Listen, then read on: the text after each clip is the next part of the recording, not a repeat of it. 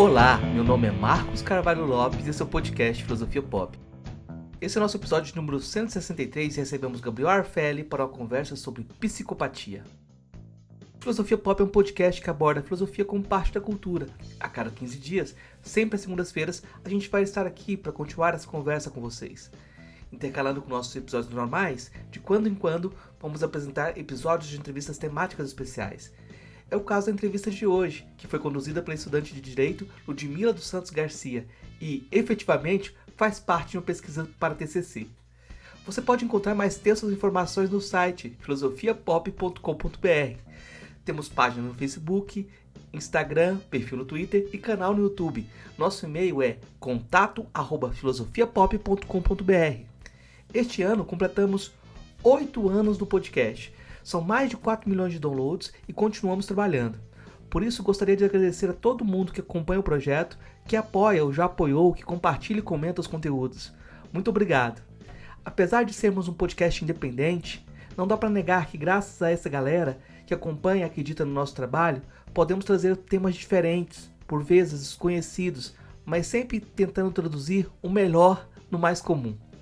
Se você gosta do conteúdo, apoie nossa campanha de financiamento coletivo no Catarse. O endereço é catarse.me/filosofia_pop.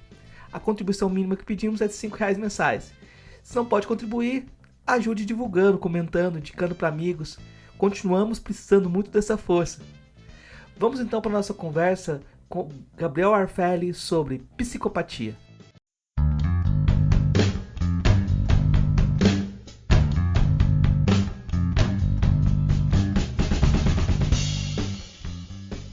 Gabriel, eu vou pedir para você se apresentar, e aí depois a gente vai conversando, partindo das perguntas da Ludmila. Vamos lá. Então, um prazer primeiro, né, gente? Pô, eu queria ressaltar meu agradecimento do convite. Eu acho que isso, para mim, é incrível, né? Porque, como espero deixar claro ao longo da minha fala, é um tema que me envolve muito em termos afetivos, né? Sempre. Envolve, inclusive, a minha escolha de carreira. Então, ter o espaço para poder discutir e poder, de fato, discutir, né? Poder, de fato, falar aquilo que foi produzido sem tanto receio, sem tantos dedos, né? Sem tanto medo de ser processado ou ser alvo de juiz ou alvo de psiquiatra. É muito interessante para mim poder estar aqui, né? Ocupando esse espaço e explicitando um pouco da importância de falar sobre psicopatia, porque muitas vezes parece que falar sobre psicopatia é só falar sobre psicopatia. Argumento que não. Argumento que é um tema que acaba sendo produto de outras discussões e que transborda para outras discussões, né? Então, é parte do processo aí que a gente está negligenciando no campo científico, né? Então, acho legal estar aqui, queria agradecer de novo, né, o convite aí, Marcos, Ludmila, muito legal, agradeço muito, tá? Meu nome é Gabriel, né, como muitos de vocês sabem. Eu sou formado em psicologia pela Unesp de Bauru, me formei em 2018, já logo fui para o mestrado em saúde coletiva na Unesp de Botucatu, na Faculdade de Medicina, né, na Unesp de Botucatu, sob orientação da professora Sueli Terezinha Ferreira Martins, a qual amo de paixão. Né, minha musa acadêmica, que me tratou muito bem e me deu essa oportunidade. E eu acho isso legal dizer isso, né? Tanto ela quanto quem me orientou, o professor que me orientou na iniciação científica, o professor Oswaldo Gradella Júnior, foram pessoas que abriram este espaço para mim, porque ambas não estudavam psicopatia, ambas estudavam saúde mental. E é muito difícil você encontrar pessoas que estudam, de fato, psicopatia, principalmente numa perspectiva crítica. Então, foram pessoas que botaram fé. Falaram, não, beleza, tá com a ideia, vamos junto, sabe? E foram pessoas que me orientaram de maneira brilhante. Dentro deste meu processo, houve todo né, se eu tiver a possibilidade de dizer um pouco sobre isso, sobre a minha trajetória, gente, houve toda uma mudança aí sobre, né, sobre a lente que eu utilizava para ver a psicopatia, pois desde pequeno Gabriel, jovem Gabriel, né? Um filhotinho, né? Ali com seus 12, 13 anos. Eu sempre me via muito encantado com esse tema. Muito mediado por conta do cinema, né? Nossa, assistia Silêncio dos Inocentes, né? Hannibal, Dexter, né? Séries que eu ficava... Nossa, encantado é a melhor palavra. Não por uma admiração, mas por uma curiosidade, sabe? O meu imaginário naquele momento é como pode existir um sujeito dessa forma? O que está acontecendo? Né? E aquilo me mobilizava muito, ficava muito curioso pensando sobre aquilo. Aí, com isso, eu comecei a discutir com colegas, né? Conversar, pessoas que também compartilhavam deste encanto, que não é incomum. E aí comecei depois a ir a blogs, né? Na época Orkut, né? E depois Facebook, procurar grupos. Daí transitei para livros e assim fui me aprofundando, mas ainda sem qualquer critério científico, porque eu era, porra, moleque, né? Mas havia todo aquele aparelhamento do meu psiquismo, né? Mobilizado para tentar entender o que estava rolando. E nesse momento, de forma muito curiosa, eu me satisfiz, né? Porque muitos dos livros sobre psicopatia, eles cometem uma falha filosófica de não abrir espaço para questionamento. Eles falam, isso, ó, esse gene aqui, esse problema no cérebro aqui. Eu falava, não, beleza, né? Pô, moleque de 16 anos falava, não, pode crer, é isso então. Estou satisfeito. Agora vou tentar aprender mais ainda, né? Vou pesquisar sobre isso. Como que eu pesquiso sobre isso? Vou para psicologia, né? Inclusive por conta de outras determinações também, acabei escolhendo a psicologia. Mas nesse meio tempo, até eu passar em psicologia, eu também comecei a me envolver na luta política do meu município, né? E aí eu comecei a me instrumentalizar de perspectivas críticas, inicialmente numa tecnocracia, depois num anarquismo, e aí fui transitando para o marxismo, e fui lendo autores essenciais, né? Kropotkin, Bakunin, depois próprio Marx, Engels. Isso foi me trazendo novas perspectivas de mundo, né? O que acaba eclodindo quando eu entro na universidade. Porque daí eu entro na universidade e é aquele boom de conhecimento na psicologia, né? A Unesp eu julgo dizer que é uma universidade maravilhosa, pelo menos o campus de Bauru, aqui em termos da estrutura da grade de psicologia, uma grade também muito crítica, né? Sendo no discurso ou não, há um debate crítico. E aí, neste momento, tudo aquilo que eu havia aceito sobre a psicopatia, eu começo a questionar.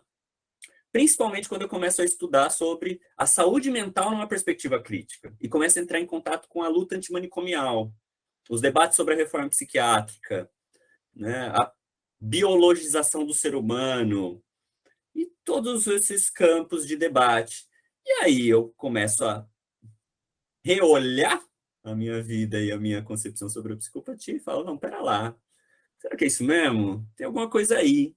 Como é que eu posso falar que o sujeito é criminoso porque algo altera no seu cérebro, né? O que está acontecendo? Como é que crime é sintoma? E começou a turbilhão novamente, que me mobilizou para tentar me reposicionar, né, no conhecimento sobre a psicopatia. E é aí que eu entro inicialmente na minha iniciação científica, com o professor Oswaldo, estudando o conceito de psicopatia no cinema e na ciência, e ver assim, essa comparação, ver esse movimento, né, o que puxou o quê.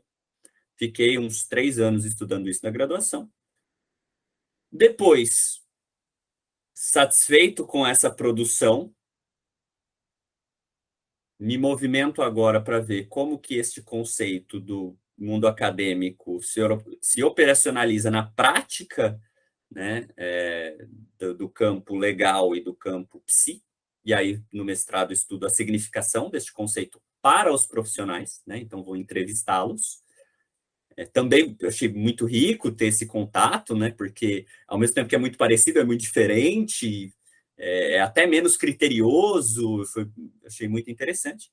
E agora estou no momento de desejo de, no doutorado, conseguir, quem sabe, contato com os sujeitos que carregam esse diagnóstico, que carregam esse, né, esse título terrivelmente pejorativo. O que é muito difícil, pois eu precisarei de um aceite do Estado para entrar na penitenciária e fazer um estudo crítico, um estudo marxista, o que é muito difícil, né? Mas esse é o meu desejo, é onde estou agora. Por isso, já antecipo, eu não vou conseguir no momento, apesar de desejar, mas eu não vou conseguir no momento responder o que é a psicopatia. Por quê? Porque eu ainda não tive a possibilidade de fazer esse estudo e não conheço quem tenha feito numa perspectiva crítica. Tá? Então, acho que eu tenho que ser criterioso em termos científicos de não chegar aqui e falar algo que eu ainda não tenho dados. Posso ter hipóteses, e a gente pode discutir hipóteses, mas eu ainda não consigo trazer e falar assim, é isso, pelo meu estudo X ou pelo estudo XYZ. O que eu consigo fazer, e faz parte aí do meu campo de pesquisa desde 2015, de forma mais formal, é discutir como o conceito de psicopatia se estruturou e se apresenta hoje. Tá? É uma mudança que talvez pareça meio sutil, mas é muito importante. Não é o que o sujeito é, mas é como o sujeito é tratado. É isso que eu vou discutir. O conceito. Tá? E as suas inconsistências, as suas contradições, né? Os seus problemas e mais ainda suas funções, suas reais funções dentro da estrutura social. Tá? Então, é um pouco disso, e eu sei que talvez isso seja um pouco frustrante, normalmente para os alunos que vêm me perguntar, então o que é psicopatia? Né? E eu falo, não, calma, não sei, não sei ainda. E normalmente o pessoal fica um pouco frustrado, e eu sei que isso é um pouco frustrante, já que se trata de um conceito encantador. Né? Mas, de novo, acho que eu preciso ser criterioso neste espaço. E para isso, né, finalizando minha apresentação, que está enorme, peço perdão, peço muito perdão, acho legal também explicitar as minhas bases. Como a gente estava discutindo, é interessante que a gente tenha conhecimento sobre aquela escada que a gente usa, né? Que ombros que eu estou me apoiando? Me apoio na psicologia histórico-cultural, que é uma psicologia de origem soviética, que infelizmente não é tão discutida no campo da psicologia, acho isso muito triste. É muito discutida no campo da pedagogia, né, com Vygotsky. Mas o Vygotsky era psicólogo, então me apoio também no Vygotsky, Luria, Leontiev, essa galera.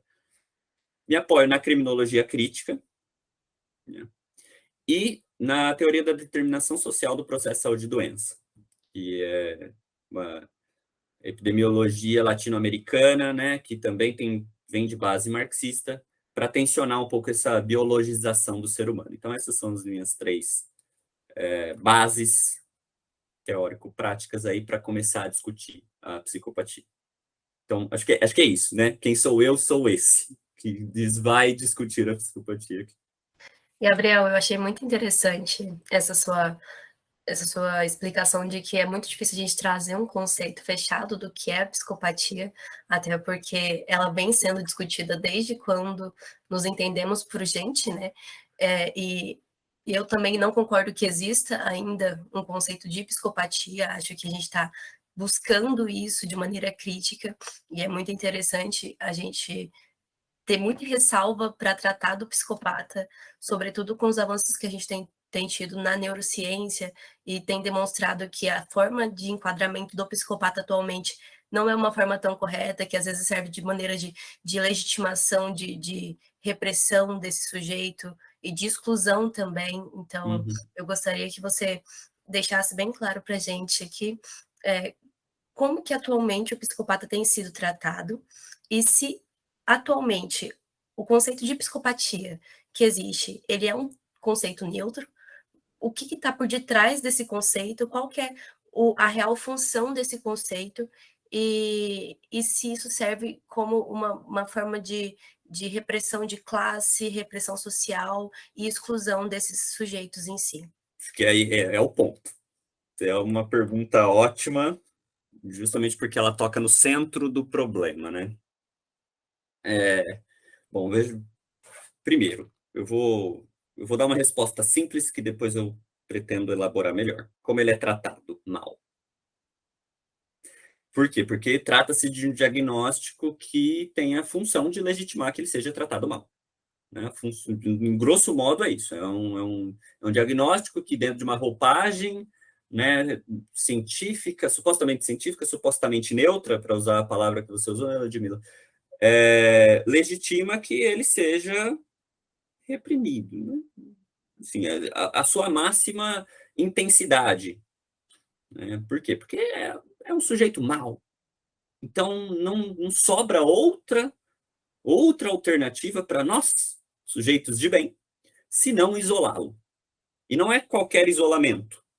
Né? Não é o isolamento na penitenciária da Suécia. Porque se ele é mau, ele não merece.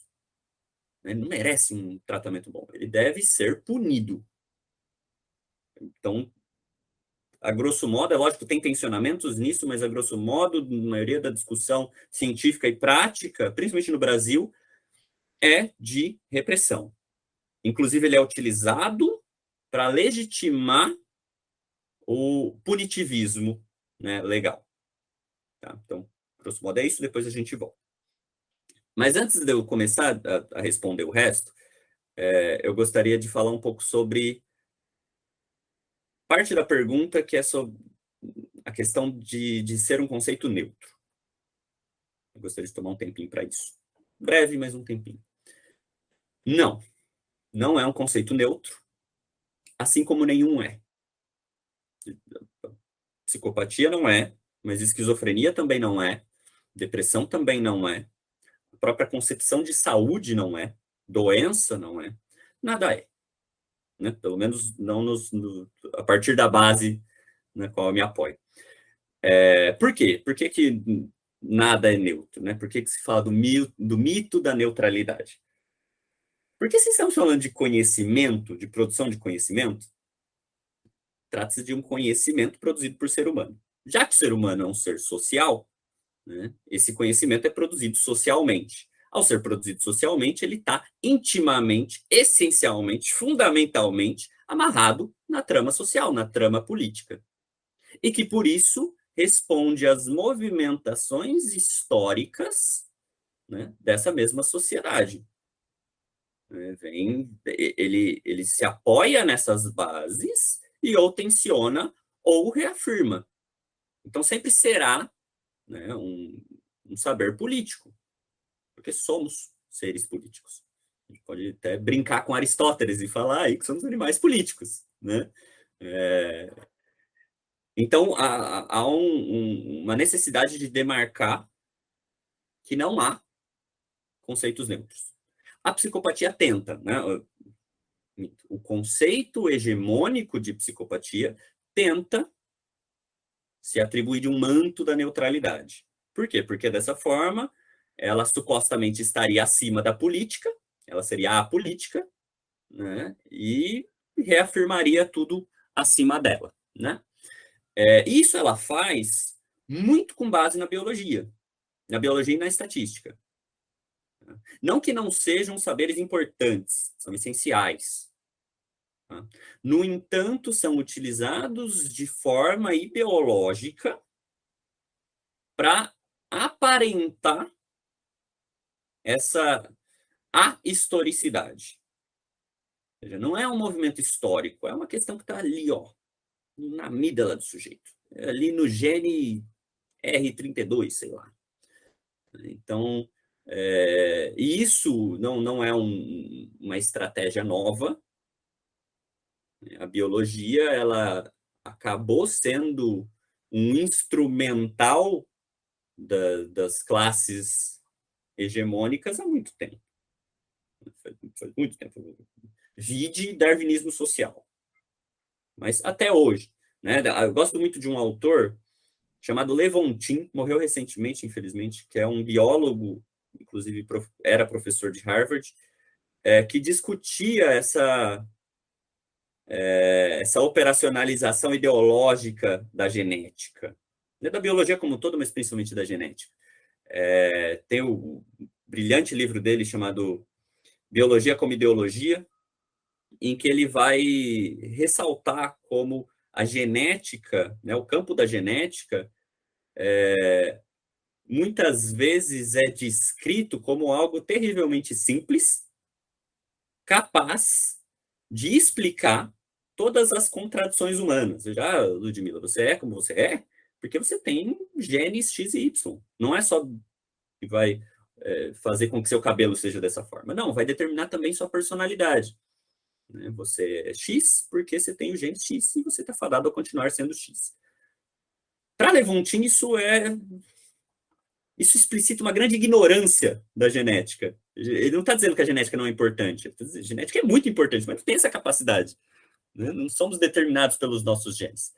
Então, hoje em dia, é muito com base nesse instrumental argumentativo que a psicologia aparentemente ocupa esse campo de neutralidade. No entanto, se a gente estudar com um pouco mais de afinco criterioso, a gente vê que o estudo da psicopatia ele é muito enviesado, ele oculta, né, muitas vezes oculta dados sobre essas questões neurológicas e genéticas, né? Inclusive tem um estudo do Jarco de 2021 sobre isso. É também muito inconsistente, terrivelmente inconsistente na sua concepção sintomatológica, ela é muito contraditória, e que tudo isso acaba sendo ocultado pela sua face moralista. Né? Tem todas essas contradições aí do conceito, mas que param de ser contraditórias em termos argumentativos, porque é um sujeito biologicamente determinado a ser mal. Então não é que existem contradições, é que ele é mal. Então ele faz o que ele quer, quando ele quer. Isso está dentro de um escopo individual, né? Vem uma lógica moralista que acaba amarrando tudo isso. Né? Então é a forma como ele tenta manter aí a sua neutralidade, que é um movimento muito contraditório, né? Se a gente dimensiona ele, porque fica naquela nuance, vamos dizer assim, entre o moralismo quase que religioso, né, daquele maniqueísmo bom e mal, e a ciência neutra. Fica numa zona cinzenta aí, que se reafirma num polo ou no outro, quando necessário, em termos da prática, seja do psiquiatra, seja do juiz, seja do jornalista. É um conceito que ele é tão ambíguo e tão contraditório que o sujeito pode transitar, né, em termos argumentativos para onde convém, para legitimar que aquele que recebe esse título seja punido. Né? Agora, uma vez que admitimos que não se trata de um conceito neutro, também, aí a minha perspectiva, precisamos demarcar que essa não seja a nossa ambição. Assim, não é um conceito neutro, mas a gente não quer que seja. Por quê? Porque não dá. Não nos apoiamos ali naquela neutralidade valorativa do Weber, né? Que o Weber vai dizer que a neutralidade absoluta não existe, mas a gente tem que tentar o nosso máximo. Não. Porque se a gente ficar tentando ser neutro, a gente só vai ficar ocultando essas contradições.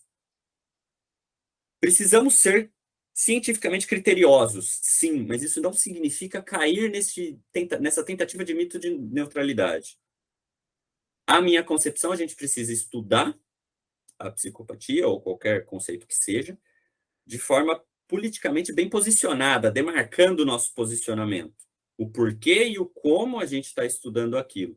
Superando o senso comum, tá, gente? Não é ficar derrapando no, eu acho que, porque politicamente é isso. Não, mas é se apoiar num método e numa perspectiva histórica de mundo, científica de mundo, para amarrar esse conceito com a sua trama. Tá? Então, é ser politicamente bem posicionado. Tá? Isso vai muito além do ficar tentando ser neutro. É totalmente o contrário, inclusive. Tá? Então, acho que isso é a primeira questão sobre a neutralidade. Tá? Não tenho qualquer ambição de ser neutro aqui. Bom, beleza. Dito isso, vamos aí ao que significa o conceito de psicopatia. Qual que é o que significa isso, né? é um significado que, como tudo, ele é produzido historicamente. É um conceito. É um conceito.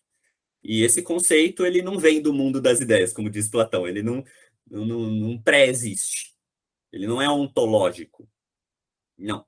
Ele é criado, de novo, dentro do processo histórico da humanidade. Então, o significado desse conceito também deve ser explicado historicamente. É aí que a gente começa a entender, né, o que de fato ele representa. É aí que a gente consegue superar a imediaticidade do conceito, né? A imediaticidade daquele sujeito que se apresenta, né? Que está ali. Sempre é a Suzane, né? Sempre usam como exemplo a Suzane von Richthofen. Mas a Suzane fez isso, está aqui, ó, vral, e é isso. E por quê?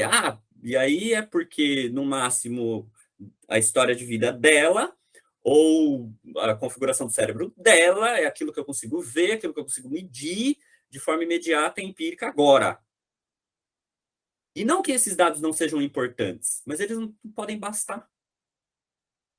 Porque senão, de novo, a gente derrapa na aparência daquele conceito. Para superar essa aparência, a gente precisa dar uns 7 passos para trás e olhar o big picture, né? Olhar como aquilo se estabeleceu historicamente, todas as nuances e movimentos e amarrações político-econômicas. Vygotsky vai dizer, eu acho muito interessante isso, né? Na aparência, a baleia é peixe. Se a gente fica na aparência, né, da baleia, mora na água, então é peixe. A gente precisa olhar toda a sua estrutura para entender que ele é mamífero. É a mesma coisa sobre a psicopatia. Beleza? Agora, dentro do processo histórico da psicopatia, há demarcações muito importantes aí que vão movimentando o seu real significado, que depois vão legitimar que ele seja maltratado. Que foi o começo da minha fala, né? Primeiro, há uma base histórica no moralismo medieval, que vem de um maniqueísmo de bom e mal, em que quem é mal tem uma falha moral. Então, tem uma base aí. Não que vá ser explicitamente cristã, não é isso. Mas a demarcação de que é uma dualidade que se apresenta no sujeito e que o sujeito teria seu livre-arbítrio para escolher, né? E que teria, aquele que escolhe o mal, falha moralmente. Essa é uma base.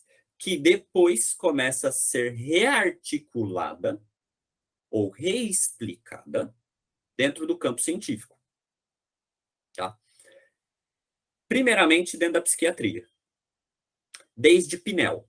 Philippe Pinel, o pai da psiquiatria. O cara que cria tudo isso. Ele tem um conceito chamado mania sem delírio, que vai ser a base da psicopatia. Então, veja, a psicopatia está desde a origem da psiquiatria, na demarcação de um sujeito patologicamente imoral. Desde Pinel, que vai se rearticulando a depender do autor ou da autora até hoje em dia. Isso acontece, e gente, por favor, me interrompam, tá? Se vocês quiserem, se tiver confusa fala, vão me interromper, não tem problema nenhum, tá? Isso acontece inicialmente por uma demanda político-econômica, que Marx vai dizer da acumulação primitiva, né? Em que vai haver uma movimentação na Europa em que vai haver uma expropriação de terras, né, na formação dos burgos, das cidades, que cria uma massa excedente de trabalhadores. Uma massa ociosa de trabalhadores. É a origem do proletariado. Né? Mas agora, o que vamos fazer com essa massa? Que é excedente, que é ociosa, que começam a se apresentar como os vagabundos, né? Que começam a se apresentar como uma outra face dos vilões, que acabam sucumbindo, às vezes, ao furto, porque precisam sobreviver. Cria-se, então, a necessidade de instituições de recolhimento desses sujeitos. É aí que vem os hospitais gerais ou as workhouses, né? As casas de detenção, as casas de trabalho. Essas instituições iriam pegar essa massa excedente de trabalhadores e ter o objetivo de reeducá-los ao trabalho. Tá? Aí entra tudo. Aí entra todos aqueles inaptos ao trabalho, julgados inaptos ao trabalho. Desde os que não conseguiram trabalho, até aqueles que não conseguem se adequar à norma do trabalho burguês. E aí os loucos, né? Aqueles que são julgados loucos, prostitutas, todos os imorais, os criminosos, tudo vai para a mesma instituição. No decorrer do século XVIII, e aí com Pinel, surge a psiquiatria, que cria a demanda de separação daquele que era o louco e daquele que era o criminoso, né? Daquele que era, vai dizer Basaglia, né? Daquele que era o imoral por doença ou imoral por escolha. Então, a ciência começa a diferenciá-los, tá? A psiquiatria num campo, a criminologia, a base da criminologia no outro. Isso também cria a necessidade de instituições diferentes. Aí um vai para o manicômio e o outro vai para a prisão, né? Inicialmente no modelo de Auburn, depois de Filadélfia. Essa separação, e olha que interessante isso, gente, eu acho isso... Não vou dizer bonito, porque é trágico, né? Mas é muito interessante. Que no momento de separação entre o louco e o criminoso, surge um gap, surge um espaço daquele que talvez venha concentrar ambos os conceitos. E aquele que é, ao mesmo tempo, louco e comete crimes? Quem que é o louco criminoso? E aí a psiquiatria, no primeiro momento, começa a se debruçar sobre esses conceitos, né? E começa a criar conceitos quanto a isso. A loucura moral, a loucura lúcida, ou a mania sem delírio, né? Para demarcar justamente um sujeito patologicamente imoral e possivelmente violento. Esse primeiro conceito já é interessante porque ele passa a legitimar a criação de uma outra instituição repressiva, que nem o manicômio e nem a penitenciária, mas o manicômio judiciário, que dentro da luta antimanicomial a gente diz que é o pior do pior, porque ele concentra o pior dos dois estigmas e das duas faces repressivas, até hoje. Tá? E esses conceitos passam a legitimar sua criação e sua manutenção, de novo, até hoje. Isso vai sendo reformulado historicamente, principalmente no momento em que esses conceitos deixam de ser apenas atributo da psiquiatria e passam a ser unificados também com o direito penal. É aí que surge a criminologia, né? É aí que ali no século XIX, principalmente com Lombroso, também com Enrico Ferri, Rafael Garófalo, mas principalmente com Lombroso, isso passa a ser explicitado no conceito de criminoso nato. Gente, infelizmente não vai dar tempo para debulhar isso como eu gostaria, mas eu quero dar um destaque ao peso histórico da produção do Lombroso para a psicopatia. A concepção de que exista um sujeito biologicamente determinado ao crime e que o é por um certo retrocesso evolutivo, que faz com que ele seja imoral e que foi um conceito cunhado em pesquisas na prisão, tudo isso é tragicamente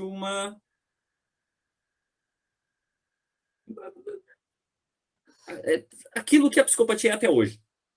A psicopatia hoje ela é uma modernização do conceito lombrosiano. É uma representação muito clara de uma perspectiva lombrosiana, né? Muito. Eu ia, inclusive, fazer uma pergunta nesse sentido sobre o Lombroso, quanto é necessário a gente ter uma ressalva para não cair num discurso lombrosiano no que concerne a psicopatia. Então, perfeito.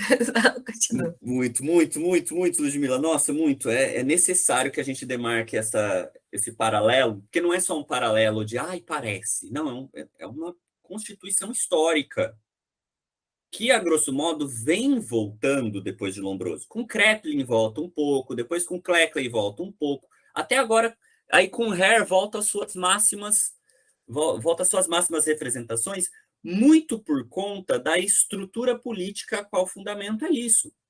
Veja, pós 1990, com a reestruturação produtiva, se reorganiza uma estrutura social que permite que esse lombrosianismo volte a todas as forças. E é aí que a psicopatia, inclusive, se populariza. Ela foi importante ao longo de todo esse histórico, mas é pós-1990 que ela tem esse boom. Vide os filmes, veja Hollywood.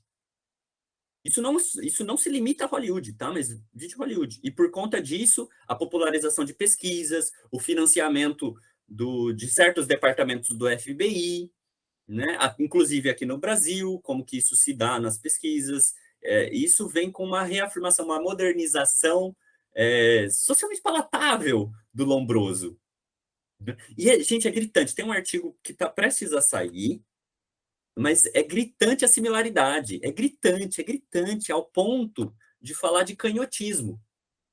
Né? O Lombroso ele discutia que uma das marcas do criminoso nato é o canhotismo. Até hoje, isso é discutido na psicopatia. Não tão popularmente, porque de vez em quando a galera tem a mínima noção de não ficar falando isso. Mas até hoje tem. É uma das marcas do psicopata, é uma tendência ao canhotismo, uma resistência à dor. Ou quando na mulher é uma maior tendência à promiscuidade ou falhas na maternidade. Isso já estava presente em Lombroso e até hoje está na psicopatia. Então é uma modernização assim, nossa, muito clara. É uma busca de criar um perfil ideal do psicopata, né? De criar o estereótipo perfeito da pessoa que é psicopata. Isso acontece muito nos cinemas, muito nas notícias, nos noticiários. A mídia tem um papel fundamental de criar esse perfil do psicopata que nem sempre representa a totalidade dos psicopatas. Na verdade, é a minoria que chega a cometer os crimes em massa e assim por diante, sabe? Eu acho um grande erro essa tentativa de criar um perfil ideal de psicopata, porque na maioria das vezes as pessoas ficam, meu Deus, cometeu crime, ele era tão perfeito. Mas é essencial isso, né, Ludmila? Eu concordo completamente, mas é essencial. Se a gente for olhar a função política do conceito, é essencial que ele seja feito dessa forma. Porque, primeiro, é o suprassumo do criminoso, né? Já sabe o Lombroso que está até hoje, não é qualquer criminoso, é aquele que é o mais cruel, mas também é o mais inteligente, é o mais manipulador, é o lobo mau. É o lobo mau de hoje em dia que legitima que existam caçadores que saiam dando machadada nos outros. Então, é importante que isso seja feito ao ponto do tipo ideal, do extremo, mas que também seja individualizado. Porque daí legitima que não haja políticas públicas, mas sim punições ao indivíduo. Então, essa é uma busca que é, claro, um grande erro, mas não é uma falha. Por quê? Porque cumpre a sua real função. Uhum. Isso também tem o interesse, muitas das vezes, em criar prisões preventivas, né? Então, acho que se você puder entrar nesse ponto de tentativa de tirar esses indivíduos da sociedade de maneira preventiva para que eles não venham a delinquir, eu acho que é também um principal ponto que as pessoas utilizam essa tentativa de criar o perfil ideal para punir preventivamente determinados grupos sociais. Isso, de novo, está presente desde Lombroso, né? Mas, de maneira mais gritante, porque o Lombroso ele parte daquele antropocentrismo, né? Assim, antropomorfismo, tem a testa maior, tem a mão de tal tamanho, né? Aí tem os lábios grossos, pele negra, que, entre muitas aspas, facilita a prática dessa identificação preventiva. Hoje em dia isso já não se apresenta tanto, pelo menos não claramente. Né? Mas até hoje cumpre essa função. Né? Como?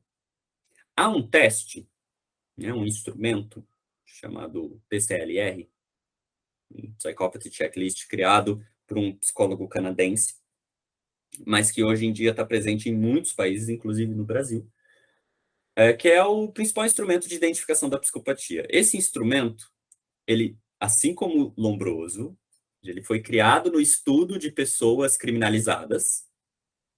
Como é que eu vou entender qual é a característica do criminoso? Vou na prisão. E esquece que a prisão age de maneira seletiva. Então, que o real perfil que você está selecionando lá não é de um sujeito naturalmente predisposto à criminalidade, mas de um perfil social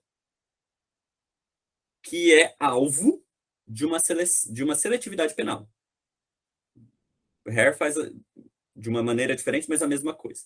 E cria um instrumento que, teoricamente, teria a capacidade de prever reincidência. Hoje, é um instrumento muito utilizado no processo legal, né? Sobretudo penal. Fora dele também. Infelizmente, fora dele também. Já estava ruim, parece que piorou, né? Mas ele é prioritariamente usado dentro do processo penal. Quando ele é utilizado e quando vem a marca, vem o diagnóstico ali, bateu o ponto de corte de 30, ou no Brasil 23, não pode ser considerado um psicopata. Isso, por muitas vezes, já atribui a pena. Já era. Inclusive, tem um estudo do Jarko Jalava, um profissional canadense muito interessante, eu gosto muito, que ele vai descrever um processo canadense, um processo penal canadense, minto em inglês, em que ele vai dizer, nas suas nuances, que o processo penal estava rolando, com todas as suas falhas, mas pelo menos estava rolando, até o momento em que veio a suposição de que o réu ali era psicopata. A partir desse momento, o processo foi eliminado. Virou só um discurso para operacionalizar a pena que já estava dada. A partir do momento que veio ali, veio o manto do estigma, ele é um psicopata, pronto, acabou. E isso muito acontece. Veja o Lázaro. O caso Lázaro que rolou. É lógico, é um caso extremado, tem questões, enfim, nuances de assassinato, mas a partir do momento que começa a aparecer ali na Record, ou enfim, que trata-se de um psicopata, acabou. O desejo é sangue. É isso. No máximo, uma prisão perpétua a galera desejava. Mas todo aquele medo que pairava acerca da representação daquele sujeito legitima que depois ele tenha sido fuzilado. E é isso. E é isso. Então, essa prisão preventiva, ela se apresenta, mas não apenas como prisão, também como extermínio, como legitimidade do extermínio. Tá? E, de novo, você falou perfeitamente, Ludmila, isso é atribuído a um setor específico da sociedade. Tá? O diagnóstico de psicopatia, muito por conta do seu histórico e da forma como ele é construído e trabalhado, ele é atribuído ou estatisticamente mais presente em sujeitos negros, pobres ou latinos. Tá? Isso, inclusive, é dito pelos próprios defensores do conceito, como se fosse uma marca, como se dentro da negritude isso fosse uma predisposição. Eu acho, inclusive, eu fico muito curioso como que colocam né, trabalham com esse dado e não passam a questionar o próprio conceito que se apresenta dessa forma. Mas não questionam, assim, no geral, claro, há quem questione, mas no geral, de forma hegemônica, não se questiona. Então, é sim um conceito seletivo. Ele não cria seletividade, mas ele reafirma a seletividade que já está presente na lógica penal. Tá? Então, sim, todo esse manto do medo, do monstro, ele, quando vem para a prática, quando vem para a operacionalização, ele ocupa um espaço muito específico, que é da classe mais marginalizada social, em termos sociais. Tá? Então, de novo, é a mesma coisa que aconteceu com o Lombroso. É uma reafirmação, é trágico, né? Porque é uma reafirmação tão óbvia. Né? Então, óbvia não, mas é uma reafirmação forte da concepção lombrosiana. Inclusive defendida... Ai, gente, vocês tocam num ponto que eu me empolgo. Inclusive defendida por defensores do conceito de psicopatia. Né? Tem um autor chamado Adrian Rainey, um dos grandes, assim, nossa, fama mundial, que ele, em seus livros, ele cita Lombroso. Ele fala, Lombroso acertou. Parcialmente acertou quando fala de sujeitos patologicamente criminosos. No próprio Brasil, a gente tem... fui numa palestra uma vez, um dos autores também de muita fama, Guido Palomba, tive aulas com ele, e ele também explicita, Lombroso acertou. Esse lombrosianismo, ele não é mais oculto hoje em dia. Ele foi por muito tempo, mas ele não precisa mais ser. Já estão fazendo, já está sendo um ode, né, a Lombroso. Essa marca está explícita. As pessoas nem fazem mais questão de esconder o que já está legitimado, né, socialmente. Então. Não precisa mais. Por conta das particularidades do momento que a gente existe, que a gente está vivendo, não precisa mais. É a mesma coisa o próprio racismo dentro do funcionamento penal. O que foi aquela juíza, eu acho que foi de Santa Catarina, ou Paraná, algum lugar que colocou, né, dentro da atribuição da pena, a marca fenotípica, né, a cor da pele do sujeito. Vejam, é uma pós-democracia racial. Não precisa mais desse mito da democracia racial. Não, pode falar mesmo. É desse jeito e é isso aí, acabou. Isso se explicita na psicopatia. É claro, de novo, ela não cria isso, tá? Porque quem cria isso, outras determinações, né? Quem cria a exclusão, por exemplo, não é a psicopatia. Quem cria a exclusão dentro da nossa particularidade é a sociedade capitalista, a ordem burguesa, ela que cria. A psicopatia a reafirma, sob a faceta ideológica, né, supostamente neutra, mas ela reafirma. A real função, então, só para deixar claro, a real função desse conceito é justamente a mesma que foi Lombroso. É a de localizar quem são aqueles que devem ser excluídos, os matáveis, né? Só que localizar com uma roupagem de neutralidade científica e legitimar sua repressão. Por que legitimar sua repressão? Porque seria um sujeito naturalmente criminoso, mas também não é qualquer criminoso, é um criminoso muito perigoso, porque ele é imoral e ele não sente empatia por suas vítimas, então ele, como diz o Hare, né, ele age como um tubarão branco. Vem da sua natureza matar. Né? Ele pode cortar as suas vítimas que nem a gente corta um peru de ação de graças, sem remorso nenhum. Parece linha direta, né? Parece da Atena um negócio desse. Mas é justamente dessa forma como é representado, né? Como um sujeito não humano. É um monstro. É um monstro. É um monstro que não é só cruel, mas é um cruel terrivelmente inteligente, terrivelmente apto à manipulação, ao ponto de ser, ao mesmo tempo, explicitamente monstruoso, mas explicitamente monstruoso ao mesmo tempo que é implicitamente humano. É uma contradição muito grande, né? Ele é uma condição ao mesmo tempo explícita e sutil. Porque é terrível, mas por conta das suas características que o faz terrível, ele consegue se ocultar cotidianamente. Qualquer um de nós pode ser um psicopata. E olha a cara do Marcos, olha que psicopata. Eu me olhando e planejando as coisas, e já ele vai me predar. E isso me cria um medo que faz com que eu me afaste, né? E reafirma um individualismo. E agora, um sujeito com tamanhas marcas de crueldade e incurável, não nos sobra opção nesse discurso, senão puni-lo, senão isolá-lo, né? Senão, em alguns lugares, matá-lo, né? Então, é assim que se legitima essa repressão. Na face explícita, há um amarrar positivista, né, de um sujeito perigoso, de um lobo mau, que a gente precisa se defender. Que a gente nota a sua real função quando a gente... nota que a baleia não é peixe, né? Supera dentro da historicidade que isso cumpre uma função social e de quem são os reais sujeitos que são demarcados com esse conceito. Por isso se legitima a repressão, que de novo reafirma não só a vida do sujeito, tá, gente? Isso é interessante, não legitima só a repressão de um indivíduo, legitima também, claro, isso, mas também a existência de certas instituições, como a discussão sobre quando tensionam a necessidade de prisão perpétua no Brasil. É muito comum utilizarem a psicopatia como preceito argumentativo.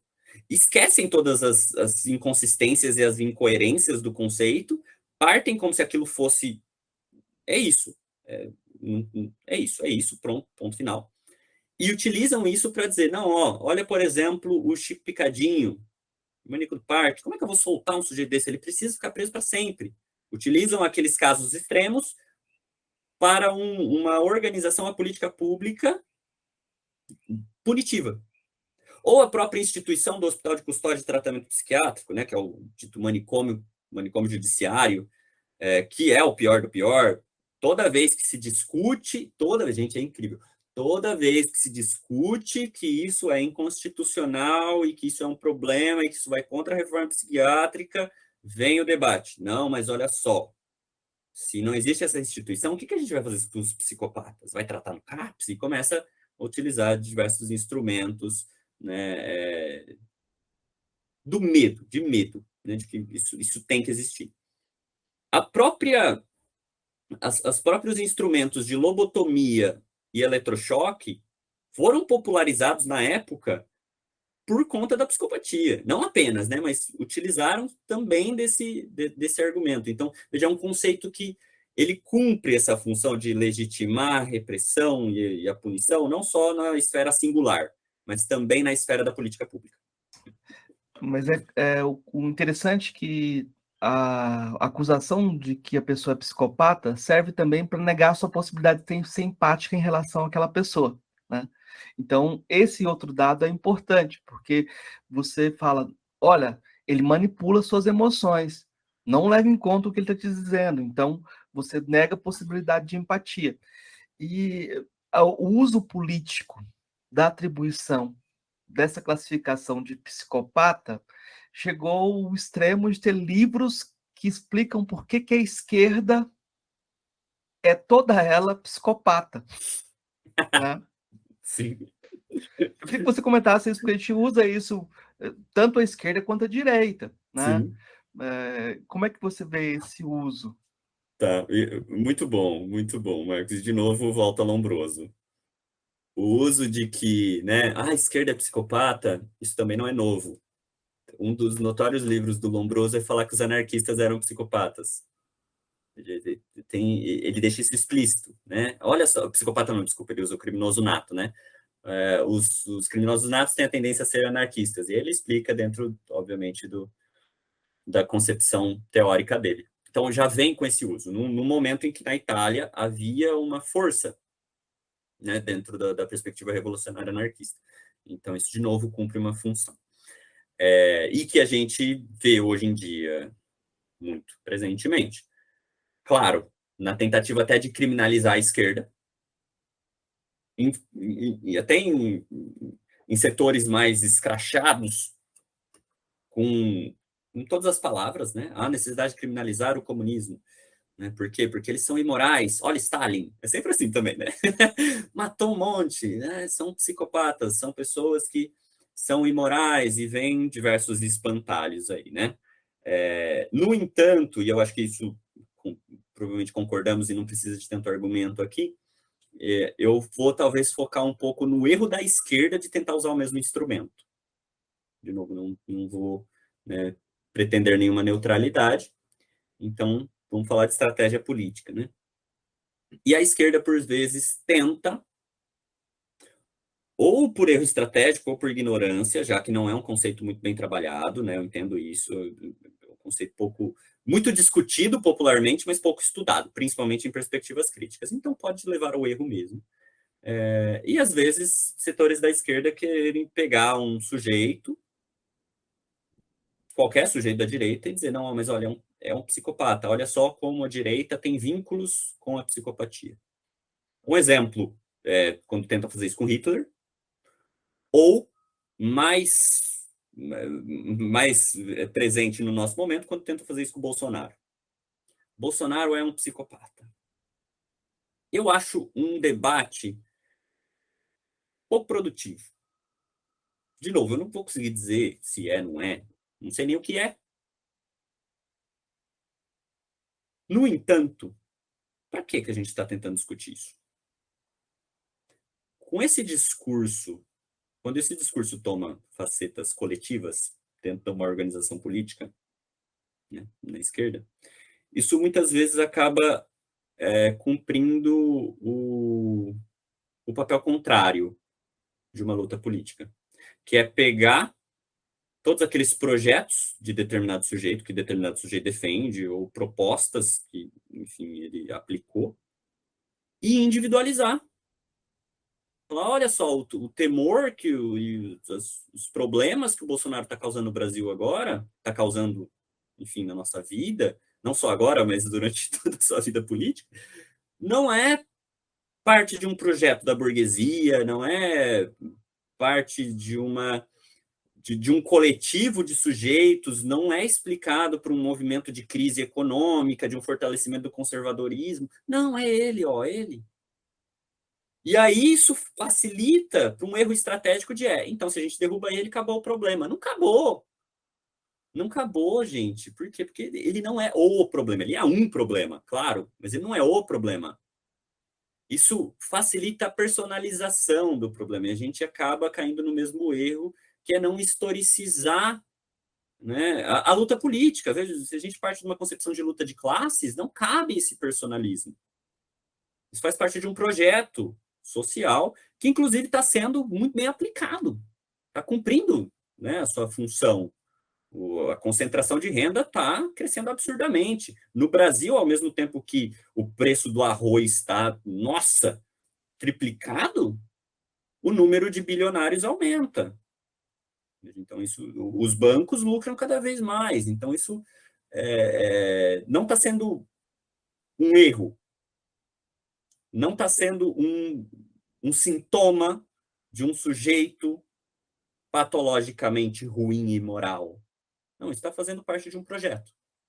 E se a gente não vê como tal, a gente não consegue se localizar perante isso, não consegue se organizar politicamente perante isso. Já que é luta de classes, univos. Né? A gente não consegue se unir se o problema é um indivíduo. A gente fica em explicações personalistas. Então, acho que isso é um grande erro. Acho que, em termos, pelo menos, do uso do conceito. Agora, isso que você comentou também, Marcos, de inibir empatia, também é muito forte. Inclusive, isso trava muito as pesquisas críticas. Inclusive, me travou por muito tempo quando eu era jovem, né? Porque, veja, a partir do momento que você aceita, você parte do pressuposto que é um sujeito com transtorno de personalidade, que é aí cruel, manipulador, mentiroso, imoral, não empático, sem remorso, e que é muito inteligente, que é muito bom em tudo isso, como é que você vai fazer uma pesquisa? Como é que você vai ouvir essas pessoas? Não tem nem por que ouvir.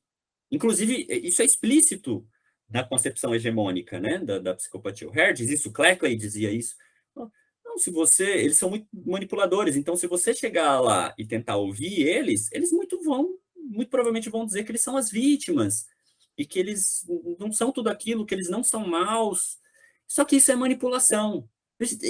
É isso, é uma desumanização teórica tão grande do sujeito que o destitui da possibilidade de um ouvido.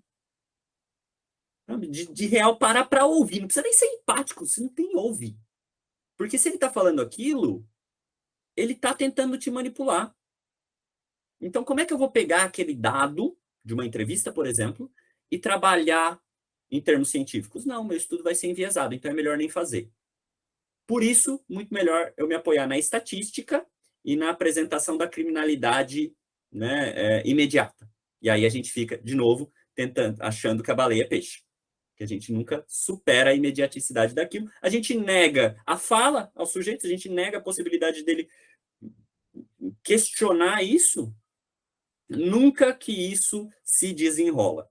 Isso se apresenta em termos científicos, mas também no processo legal, né? Tem uma dissertação muito boa da Lia Yamada, fica a recomendação, inclusive, já, que ela trabalha ela pega o PCLR e ela articula, né, uma discussão crítica quanto a isso, e ela nota que, pela sintomatologia posta ali, é impossível que o sujeito se defenda.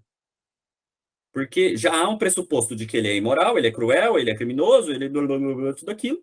E se ele fala que não, ou ele está expressando que ele não tem remorso pelos seus atos, ou ele é mentiroso e manipulador.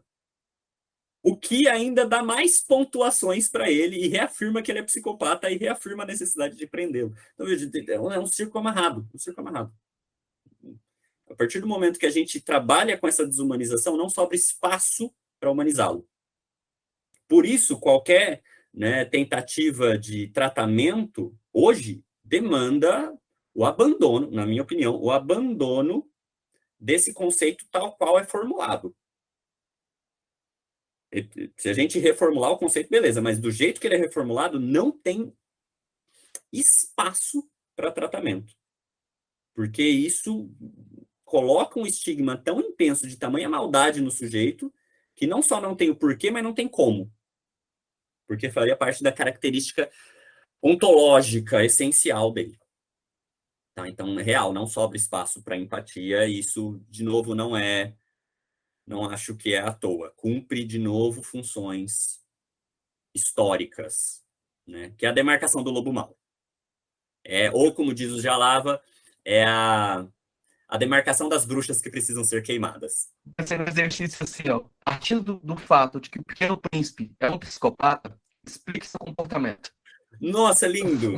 É isso, cara, é isso. Inclusive, isso no campo da psiquiatria se apresenta em outros diagnósticos também. Tem estudos belíssimos dos anos 80, né, quando ainda tinham manicômios mais fortes, que o pessoal chegava e dizia para o psiquiatra, ele é X, ele é esquizofrênico, ele é bipolar.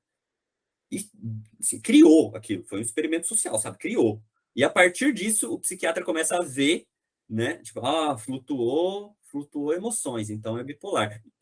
Só que flutuação de emoções é humano, né? Mas não, já parte e vê isso com um olhar clínico e que reafirma o sintoma. Né? Isso aconteceu muito fortemente na psiquiatria. Hoje, na psicologia, na psicopatia, acontece demais.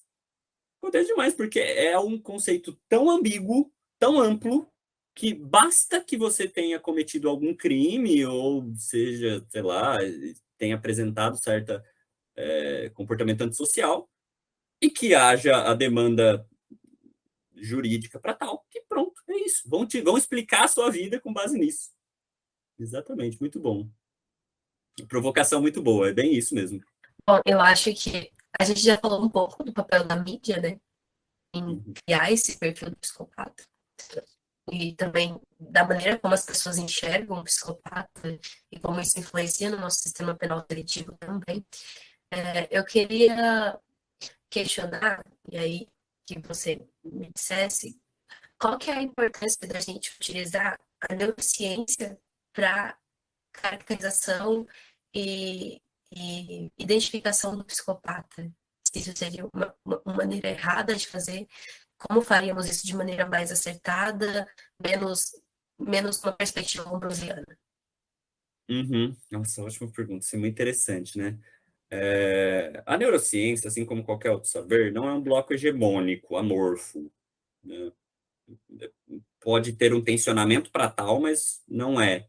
Há diferentes perspectivas de neurociência dentro da neurociência. Né? O que é o cérebro, como ele atua, por que ele atua, né? Qual é a sua consequência na totalidade do sujeito, enfim. Há diferentes perspectivas, isso é um ponto, né? Então, ao partir desse pressuposto, cabe aí, então, a gente identificar quais são as neurociências que têm a maior possibilidade explicativa, não só da psicopatia, né, mas da vida. Porque é um saber importante, não deve ser rejeitado, não é só porque Lombroso e afins fizeram uma utilização errônea, ideológica e repressiva disso, que todo saber deve ser jogado no lixo, né? Então, há diferentes perspectivas aí que eu acho que ainda conservam o potencial explicativo. Com toda humildade e ignorância nesse campo, né, já que não é assim, o que eu estudo explicitamente ao longo de anos, apesar de ter certa familiaridade, eu diria que, pelo menos neste meu processo, fui criando um gosto pela neuropsicologia luriana. Eu acho que é uma das vertentes da neuropsicologia que parece ir além dessa biologização do ser humano, né? Da noção de que é o cérebro que determina, e isso tem a ver com o formato ou com o funcionamento de certos neurotransmissores e ponto. Não, é uma perspectiva que acaba entendendo que é lógico, o cérebro é muito importante, mas ele está intimamente, ou melhor, dialeticamente, vinculado com a vida concreta, com a vida que aquele sujeito, como um todo, vive. E a vida que aquele sujeito vive tem a ver com o que ele foi determinado socialmente a viver. Então, há uma determinação histórica aí também. É muito diferente você falar de um sujeito, pelo menos em termos de saúde, um subproletariado mexicano de um burguês inglês. É muito diferente. Não dizendo que o cérebro é diferente, né, mas a vida concreta dessa pessoa é diferente e as funções psicológicas serão diferentes. Então, ter uma neurociência que esteja sensível a isso, né, a esfera, a importância da esfera social e a não redução biológica do sujeito é o primeiro passo, eu diria. Tá? E tendo dado esse passo, seria, sim, um campo de estudo importantíssimo para a compreensão de determinados sujeitos. Não só eles, tá, gente? E não só a patologia. Nós, o ser humano como um todo. Então, acho que isso é uma ressalva que eu devo fazer. Tá? E aí, tendo entendido o sujeito dessa maneira, essa perspectiva neuro, em união com as outras perspectivas, né, com a própria psicologia, com a sociologia, com as ciências sociais como um todo, né, com o direito, com a filosofia, essa perspectiva integral do ser humano, aí sim pode começar a tentar explicar. No entanto, de novo, acho que, pelo menos para mim, antes de que tudo isso seja feito, primeiro a gente precisa demarcar, explicitar a insuficiência do conceito atual. Ele não tem dados para que seja sustentado e ele cumpre uma função repressiva. Então, o primeiro passo é dizer, não dá esse aqui. Vamos construir outro? Então, a gente está nesse momento, eu vejo, em termos históricos. A gente está no momento de precisar negar o conceito tal qual é formulado. E neste movimento, conjuntamente com outros saberes, produzir uma nova perspectiva. Se for necessário. Não sei também. Às vezes a gente chega à conclusão de que isso nem existe. Não sei. Eu acho que vai ter uma ligação direta para a resposta para essa pergunta. Se existe um sistema em que poderíamos colocar o sujeito que é psicopata para a ressocialização.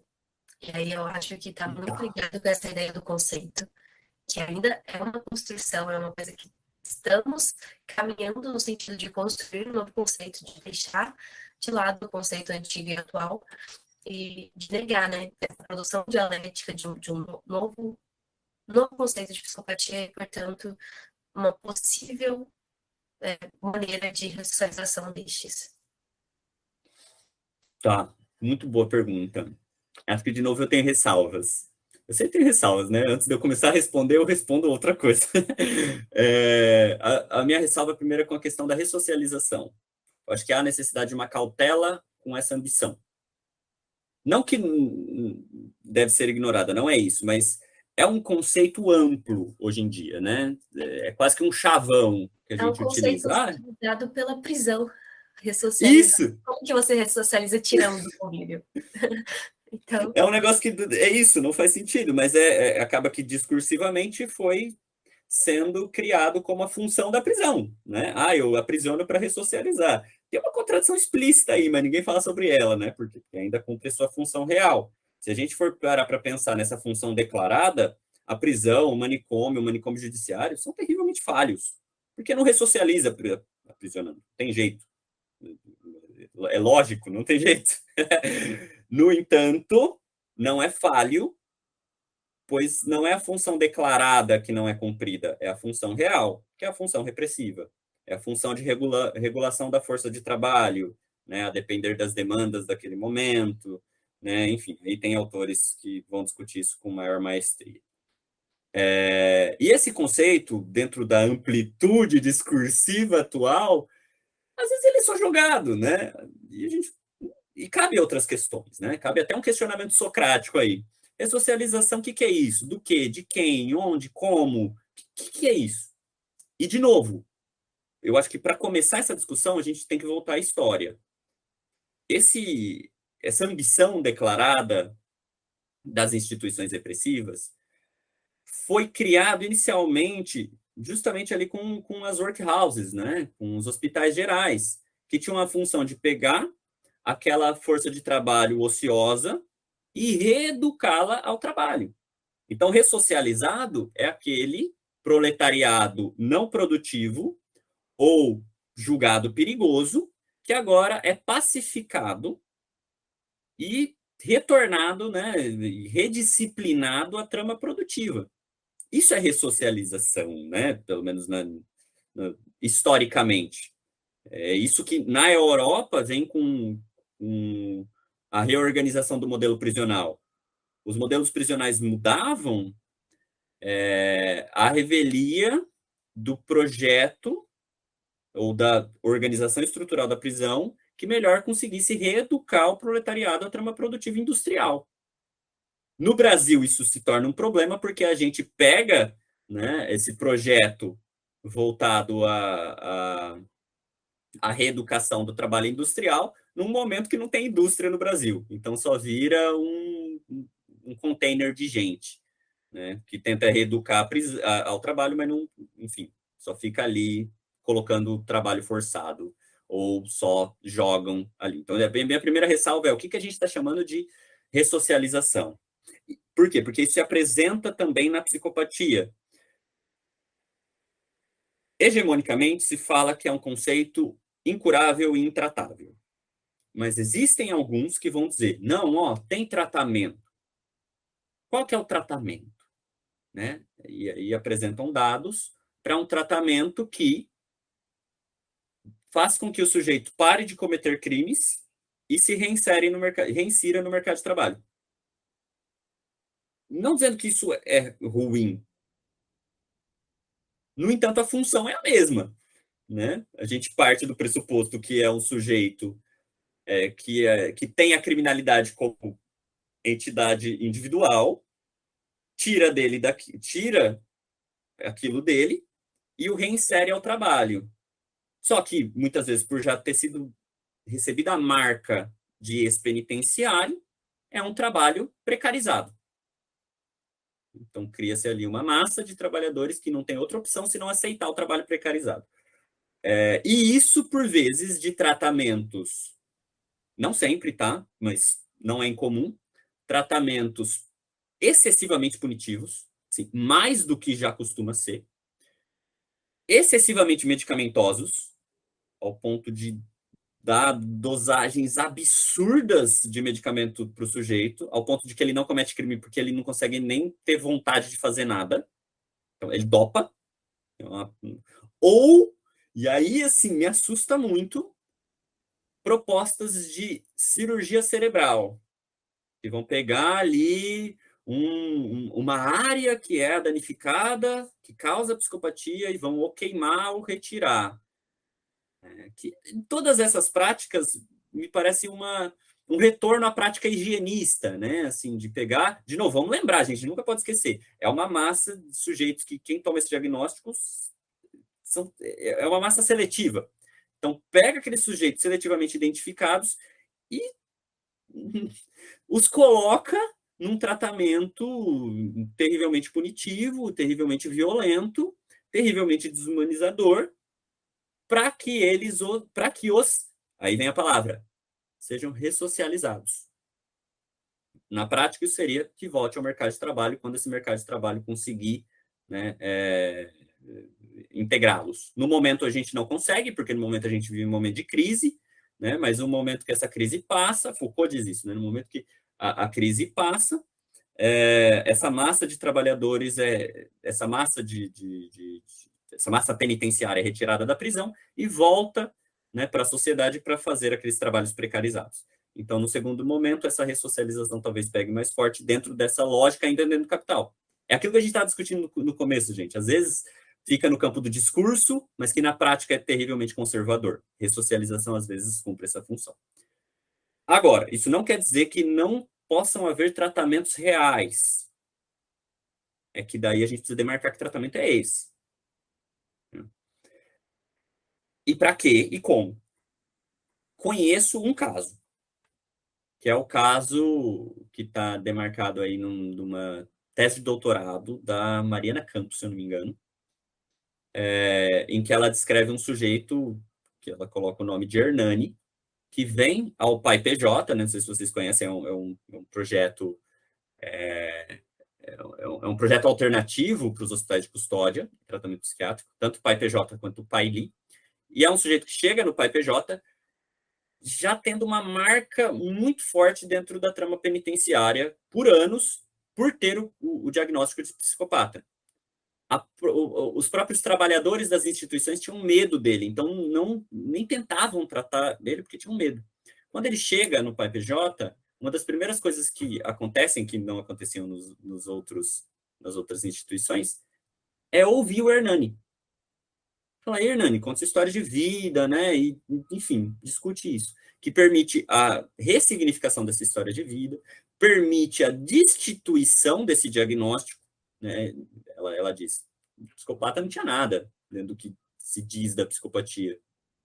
É um sujeito que tinha outros problemas, outros sofrimentos, que a partir do momento que é posto sob esse rótulo, é eliminado como ser humano e fica derrapando de instituição em instituição. Então, a partir do momento que ele é ouvido e é destituído esse diagnóstico, né, que se tira esse diagnóstico dele, isso abre portas, né, portas de tratamento real para que esse sujeito resgate a sua vida em si mesmo. E aí esse sujeito tem, enfim, né, trazendo spoilers aí da tese, esse sujeito tem saltos qualitativos, ele vem, ele se desenvolve, ele sai da instituição, hoje vive com o pai, né, pelo menos até quando foi publicada a tese. Né, vivia com o pai, estava projetando fazer faculdade, enfim. Voltou à vida real, não a vida de um trabalhador pacificado apenas. Né? A vida de um sujeito que começa a tentar tomar as rédeas da sua vida, que começa a desenvolver consciência sobre quem foi, o que foi, quem o colocou ali. Então, eu acho julgo que se a gente for tentar fazer um tratamento a quem recebe esse rótulo, é um pouco desse movimento que a gente tem que fazer.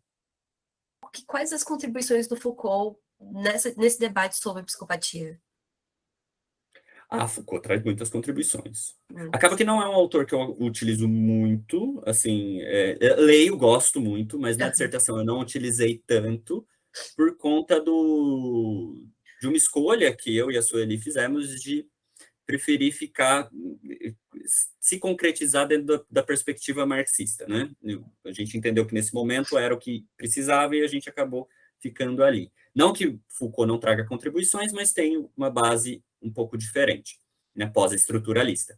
Então, não trabalho tanto, não coloco tanto na dissertação, mas isso não quer dizer que não foi um autor que me enriqueceu. É que é uma escada, que assim como o Marcos disse para o caninha da banca, é uma escada que eu utilizei, mas não coloquei. Tá?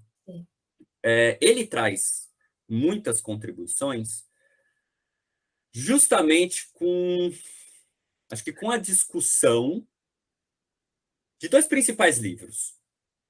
Tem vários, né? Mas eu acho que dois que mais me ajudaram. Foi a História da Loucura, foi a tese do doutorado dele lá.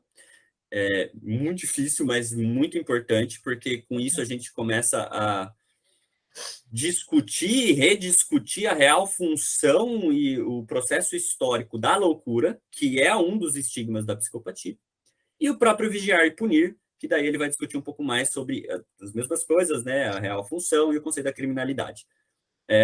A psicopatia é um conceito que concentra ambos, né? E Foucault discute ambos. Acho que esse é a riqueza do Foucault. Basaglia também. Tá? Gosto muito de Basaglia. Basaglia também faz isso. Mas Foucault também o faz. Ele discute tanto a loucura quanto a criminalidade. E, por vezes, ele discute a inter-relação entre eles. Não é o foco, pelo menos que eu entendo das pesquisas do Foucault, mas ao, por vezes, tangenciar essa união, esses momentos de choque entre loucura e criminalidade, ou, melhor, o choque entre o saber-poder, para usar termos Foucaultianos, né? O saber-poder da psiquiatria e o saber-poder jurídico, que se unem e se requalificam, a gente consegue aprender um pouco mais o instrumento argumentativo que dá bases à psicopatia. Uhum. Então, acho que o Foucault, ele voa muito nisso. Já que você está trabalhando com Foucault, acho que uma autora muito legal aqui no Brasil que acaba fazendo essa relação é a Christina Halter, né? É um livro, livro na Revan que chama Criminologia e Subjetividade no Brasil. Depois, se você quiser, eu te passo, tem o PDF também. Ela acaba também falando sobre como isso se expressa no Brasil. Ela fala um pouco sobre psicopatia. É uma autora que, dentro da perspectiva Foucaultiana, muito interessante, muito interessante. Mas aí vocês estavam falando de, agora, recomendações, gente, de leituras, livros, essas coisas? Mais tá. indicações. Indicações, nossa, tá, acho que várias aí, né? Vou tentar me ater. Foucault e Basaglia, acho que ótimas recomendações, né? Sobre as verdades jurídicas também, do Foucault talvez seja legal, mas acho que essas duas aí, essas três que você comentou já são, acho que bastam e são muito interessantes. Do Basaglia, ou melhor, dos Basaglias, né? Porque ele é a esposa, né? Eu acho muito bonitinho, porque um chamava Franco Basaglia e a outra era a Franca Basaglia, né? Então é o Franco e Franca Basaglia. Eles têm publicações maravilhosas, essenciais quanto a isso. O Homem no Pelourinho, para mim, foi um abrir de olhos. Foi, assim, incrível, maravilhoso. Outros também, né? Ali, A Doença e Seu Duplo, né? Que estão todos ali nos escritos, a coletânea de escritos dos dois é muito boa, mas acho que O Homem no Pelourinho é um marco para começar. Também não sei se você já teve contato, esse texto é muito bom. A própria Christina Halter, uns canadenses, né? O Jarko Jalava e Stephanie Griffiths, eles também estão fazendo produções ótimas, atuais, quanto a isso. Que daí, eu não sei você, eu acabo, de vez em quando, tendo certa dificuldade com a barreira linguística, então é uma leitura que demora um pouco mais para mim, né? Porque é tudo em inglês. Mas maravilhosos, né? O principal livro aí, que talvez eu diria, é o Mito do Criminoso Nato, né? The Myth of the Born Criminal. E há mais alguns artigos quanto a ele que ele está fazendo um ótimo trabalho de explicitar as inconsistências desse conceito.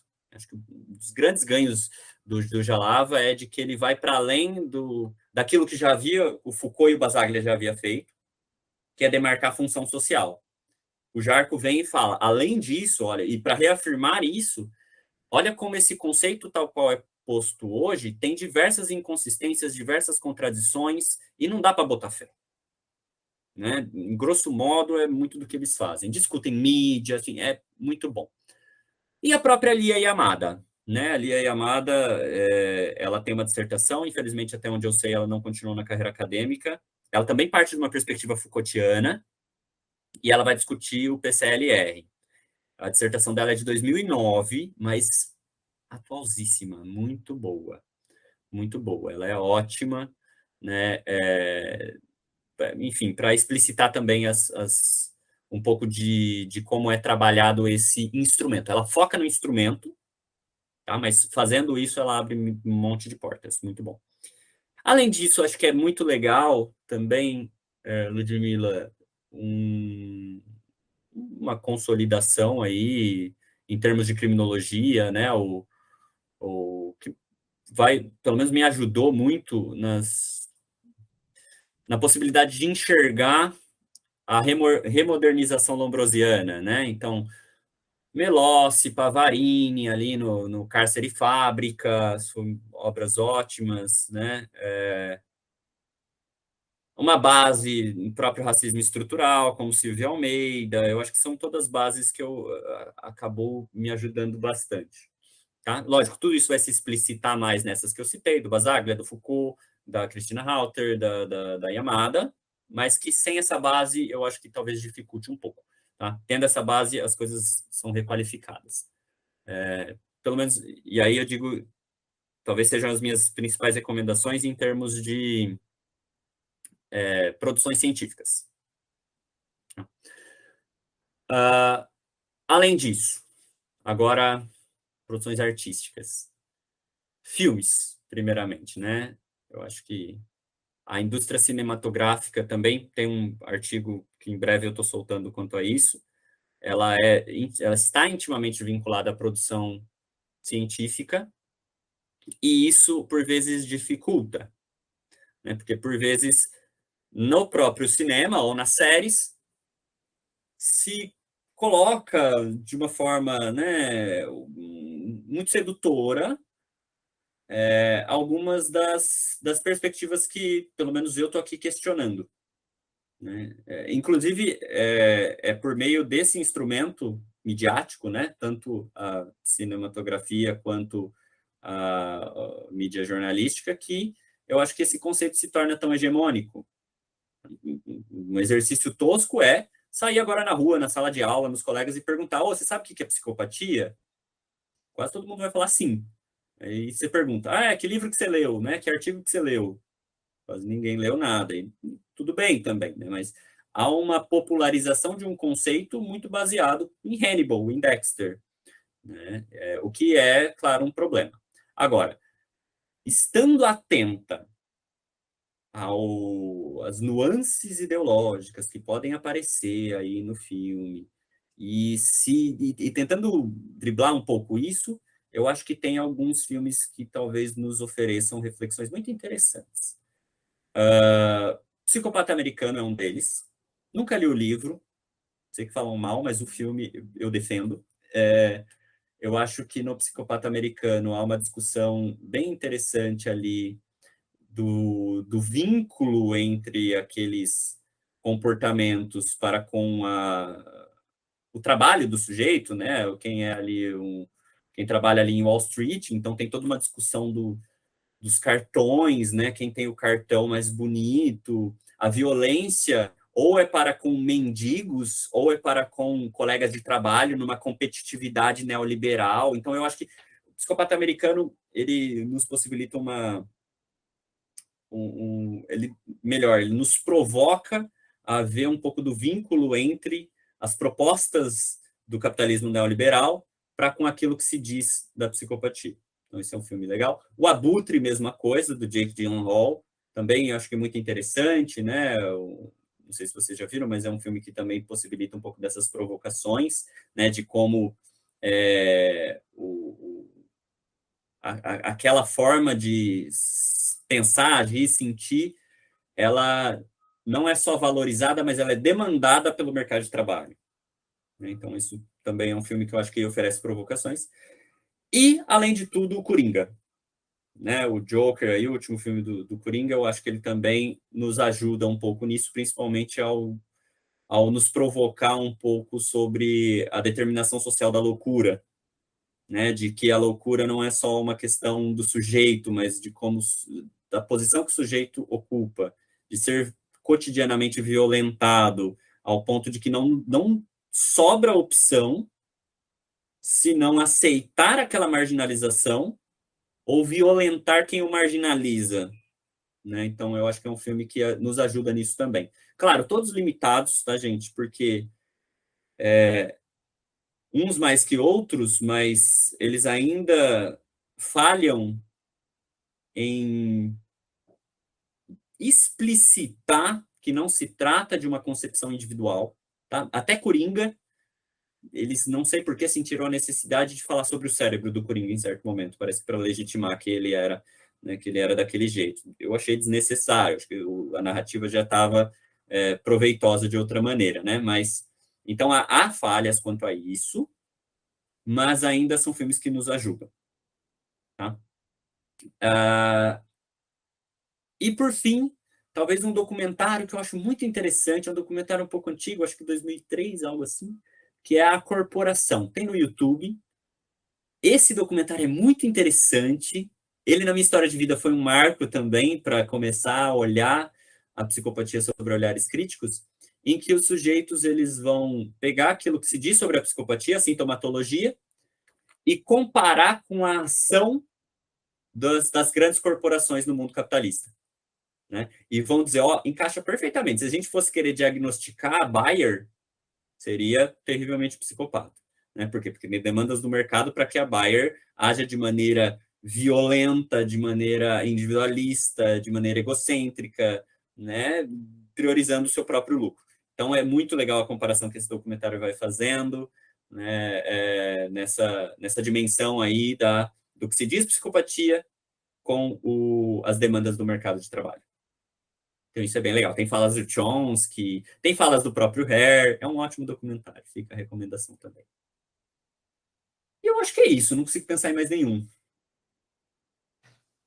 Então, eu vou deixar espaço aberto para você divulgar o que você quiser divulgar, falar fechar nossa conversa do jeito que você acha que. Não sei que você trabalha no cursinho popular, o que você quiser falar de mensagem final para os nossos ouvintes. Agradeço o espaço, né? O espaço para estar aqui falando da psicopatia. E eu acho que, por fim, eu queria talvez dizer como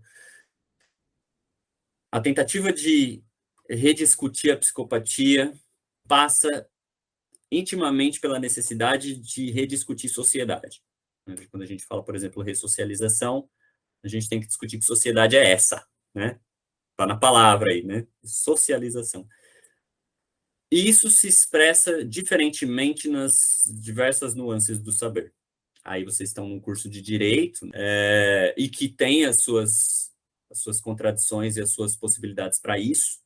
Em psicologia a gente tem a mesma coisa, em criminologia a gente tem a mesma coisa, e eu acho que é importante ir ocupando estes espaços. Atualmente, os espaços que eu ocupo é dentro da psicologia social, no primeiro momento, na psicologia clínica, que aí vem um pouco da minha prática, né? Eu atuo como terapeuta, e é muito interessante como parte desse imaginário de que existam sujeitos naturalmente maus, às vezes se apresentam também em terapia. Né? Sujeitos que vêm e dizem, não, mas olha, eu sou mal, ou eu sou errado, ou eu sou o problema. Essa individualização e naturalização, essa dificuldade de nos vermos como seres históricos, eu acho que também está no centro do nosso sofrimento singular. Né? Se apresenta, claro, na concepção ideológica da psicopatia, mas também se apresenta aqui, no momento da vida cotidiana, porque daí algo acontece comigo, né, e eu reajo da maneira X ou Y, eu acho que sou eu que sou o culpado por isso. Né? A face mais cruel do self-made man liberal, né?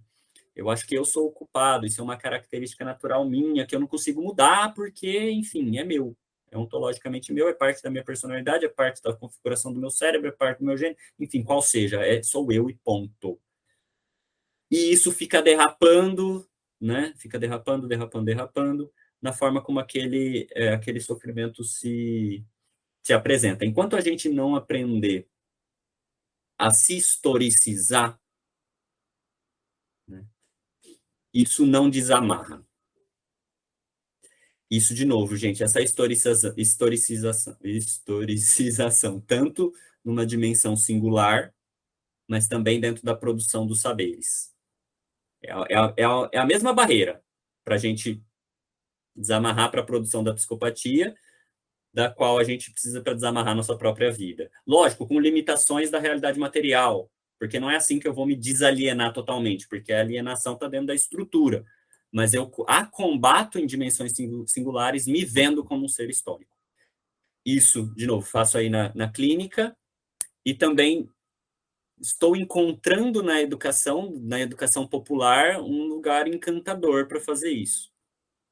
Eu acho que, nossa, estava até conversando com o Marcos, Ludmila, antes de você entrar, é belíssimo, assim, é lógico, com diversas dificuldades dentro da educação brasileira, não vamos romantizar, mas é belíssimo as contradições e as potências desse espaço.